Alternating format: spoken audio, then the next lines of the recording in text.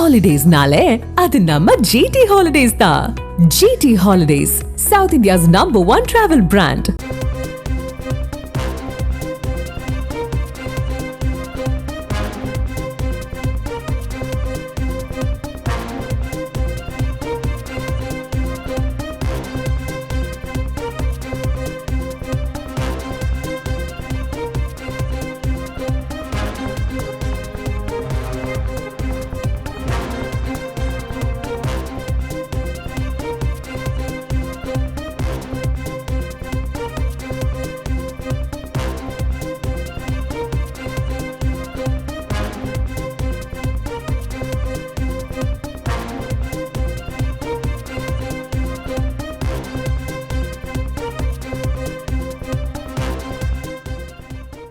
திமுகவுடைய முப்பெரும் விழாவுக்காக திமுக தலைவர் தொண்டர்களுக்கு கடிதம் எழுதியிருக்கிறார். அதில் நிறைய செய்திகளை சொல்லியிருக்காரு.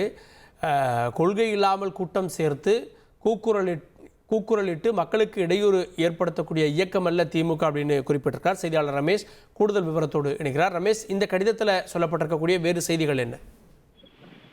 வணக்கம். பழைய எதிரிகள் புதிய எதிரிகள் என எந்த கொம்பனாலும் திமுகவை தொட்டு கூட பார்க்க முடியாது அப்படின்னு திமுக தொண்டர்களுக்கு எழுதக்கூடிய கடிதத்துல திமுக தலைவரும் முதலமைச்சருமான மு.க. ஸ்டாலின் குறிப்பிட்டிருக்காரு.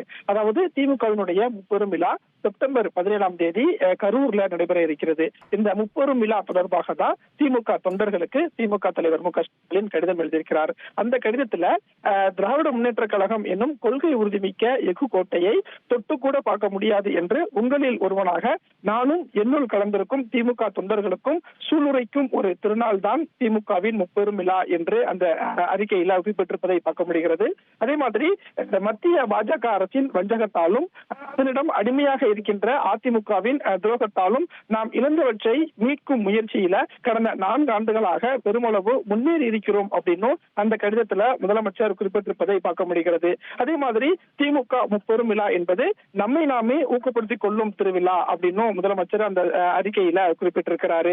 2026 தேர்தல் களத்துல வெற்றி வாகை சூடுவதற்கான ஒரு முன்னோட்டம் தான் இந்த திமுகவின் முப்பெரும் விழா அப்படின்னும் அந்த கடிதத்துல முதலமைச்சர் குறிப்பிட்டிருக்காரு.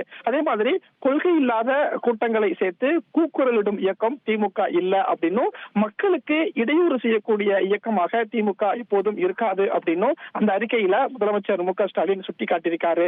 அதே மாதிரி இந்த முப்பெரும் விழா அப்படிங்கிறது தேர்தலுக்கான ஒரு முன்னோட்டமாகவும் அதற்கான பணிகளை தொடங்கும் ஒரு விழாவாகவும் இருக்கும் அப்படின்னும் முதலமைச்சர் அந்த கடிதத்தில் குறிப்பிட்டிருப்பதை பார்க்க முடிகிறது.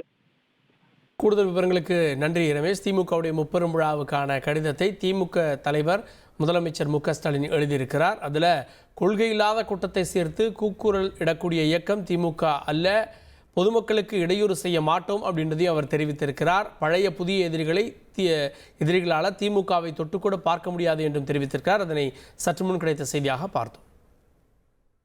Holidays-nale, அது நம்ம GT Holidays தான். GT Holidays, South India's #1 travel brand.